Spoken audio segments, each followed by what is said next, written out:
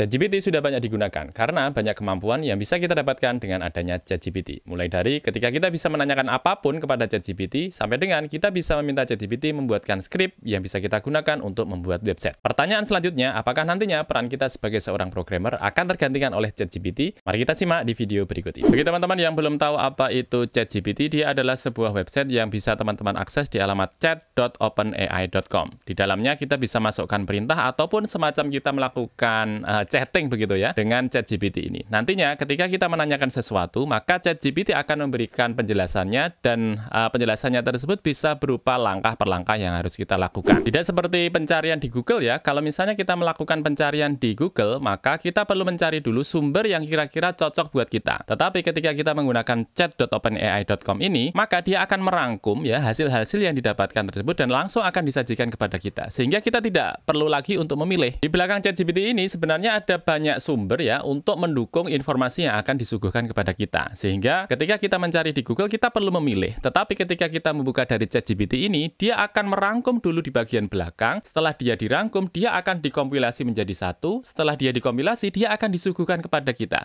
Sehingga kita sudah menerima hasil jadi dari apa yang dirangkum oleh ChatGPT ini. Nah, apa saja kemampuan yang bisa kita dapatkan dari ChatGPT? Kita bisa meminta saran akan sesuatu. Kita bisa meminta informasi akan sesuatu. Bahkan kita bisa minta ChatGPT ini untuk membuatkan website dan di mana kita bisa meminta dia untuk menuliskan skrip. Di mana skripnya tersebut bisa kita gunakan membuat aplikasi. Entah itu website, entah itu aplikasi apapun, kita bisa minta kepada ChatGPT. Pernah kita bahas ya tentang bagaimana kita bisa membuat website dengan menggunakan ChatGPT. Di mana pada tutorial tersebut saya masukkan kata kunci yang hendak saya lakukan begitu. Kemudian ChatGPT memberikan skrip ya, baris per baris, huruf per huruf. Di mana dari skrip tersebut saya copy, kemudian saya paste kepada text editor yang saya punya. Ternyata ketika kita coba, hasilnya dia bisa membuatkan website. Kalau teman-teman pernah nyoba dari ChatGPT ini, silahkan masukkan di kolom komentar apa yang teman-teman lakukan, kemudian bagaimana pendapat teman-teman dari kemampuan si ChatGPT ini. Kita kembali ke pertanyaan tadi, apakah kita sebagai seorang programmer perlu khawatir dengan adanya ChatGPT ini? Jawabannya adalah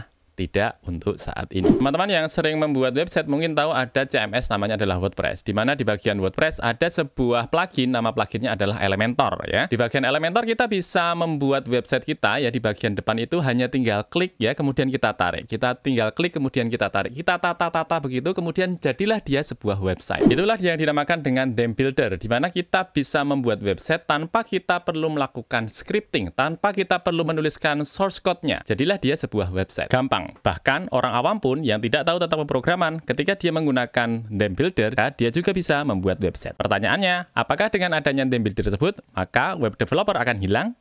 Jawabannya adalah tidak. Kalau kita lihat hasil yang diberikan ChatGPT ini, dia bisa bermacam-macam. Dan ini tergantung dengan kata kunci yang kita masukkan atau perintah yang kita masukkan. Hampir sama ketika kita melakukan pencarian di Google. Ketika kita melakukan pencarian di Google, maka dia akan memberikan artikel A, artikel B, artikel C, dan seterusnya. Dan nanti kita perlu memilih apakah yang akan kita lihat, apakah artikel A, artikel B, artikel C, dan seterusnya. Ketika kita menggunakan ChatGPT, maka di belakang layar, ya, di belakang dari proses yang dilakukan oleh ChatGPT ini, dia merangkum terlebih dahulu hasil yang didapat. Hasil yang dirangkum oleh ChatGPT ini kemudian dia akan disodorkan kepada kita. Sehingga hasilnya sudah menjadi hasil yang utuh begitu ya. Pada 2017 Google mengumumkan bahwa dia akan melakukan pergeseran dari yang sebelumnya mobile first menjadi AI first. Artinya dia akan menyelipkan kemampuan yang dimiliki oleh AI tersebut ke produk-produk yang dimiliki. Misalnya dia akan melakukan pengenalan foto dengan menggunakan AI. Dia akan melakukan pengenalan wajah dengan menggunakan AI. Dia akan memberikan saran untuk produk tertentu dengan menggunakan AI di belakangnya. Kalau teman-teman melihat ada peluang bahwa kita bisa ikut masuk kepada produksi AI ini, teman-teman bisa belajar juga tentang AI. Bagi kita programmer, kadang belajar AI ini menjadi sesuatu yang menjemukan ya, kadang terlalu teoritis begitu. Ada buku menarik yang bisa teman-teman lihat, nama bukunya adalah AI and Machine Learning for Coders ya, ciptaan dari Lawrence Moroney. Teman-teman bisa lihat nanti di sana, dia akan menggabungkan antara praktek dengan teori. Jadi praktek langsung disambung dengan teori dan sebagainya. Sehingga kita tidak akan merasa jemu ataupun bosan ketika belajar dengan AI ini. Ada pekerjaan di luar sana yang banyak dicari sekarang, nama pekerjaannya adalah prompt engineer. Ya, terkait dengan machine learning juga, terkait dengan AI juga. Dia memastikan bahwa inputan yang masuk kepada proses yang dilakukan oleh AI ini dia bisa memberikan hasil yang lebih baik. Kalau kita melakukan operasi pemrograman secara konvensional atau yang biasa kita lakukan, biasanya ada 3 buah hal ya.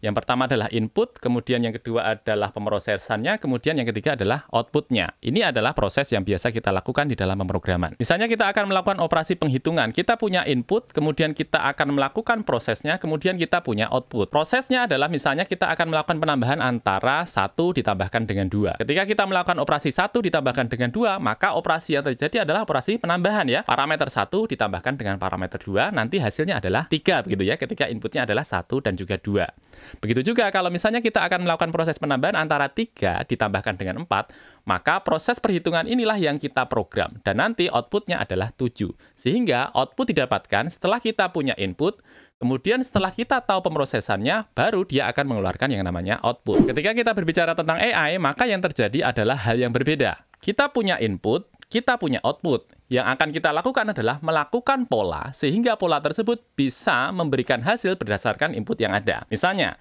kita punya input 1, kemudian kita punya input 2. Kemudian kita juga punya yang namanya output. Ya, jadi 1, 2 sebagai inputannya, kemudian outputnya adalah 3. Kemudian kita punya lagi input 3 dan juga 4. Ya. Kemudian kita punya output 7.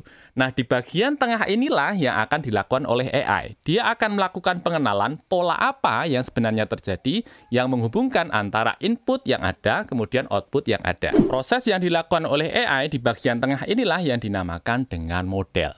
Nah, prompt engineer, dia melakukan pemrosesan di bagian output input ini, sehingga input yang dimasukkan ini bisa menjadi model yang nantinya bisa memberikan output yang lebih berkualitas. Kemampuan yang dimiliki oleh ChatGPT ini tergantung dari model yang ada, di mana modelnya didapatkan ketika dia mempunyai input yang baik. Nah, prompt engineer memastikan bahwa input yang diberikan untuk menjadi model ini merupakan input yang baik. Karena kalau kita lihat, kerja dari AI sebenarnya adalah dia berupa dataset atau informasi-informasi, di mana informasi-informasi tersebut semakin banyak informasi yang diberikan, semakin banyak pengetahuan yang diberikan, akan memberikan output yang lebih baik. Output yang lebih baik didapatkan dari mana? Didapatkan dari model yang baik tadi. Nah, sekarang mari kita berpikir bahwa ChatGPT ini kita pandang sebagai layaknya Google. Dia akan memberikan kita informasi berdasarkan kata kunci yang kita masukkan. Kalau Google, dia akan memberikan berupa list dari artikel-artikel, sedangkan kalau ChatGPT, dia akan memberikan hasil berdasarkan kata kunci yang kita berikan. Sehingga sifatnya Google ataupun ChatGPT, dia adalah komplement saja, membantu kita dalam menyelesaikan masalah-masalah kita.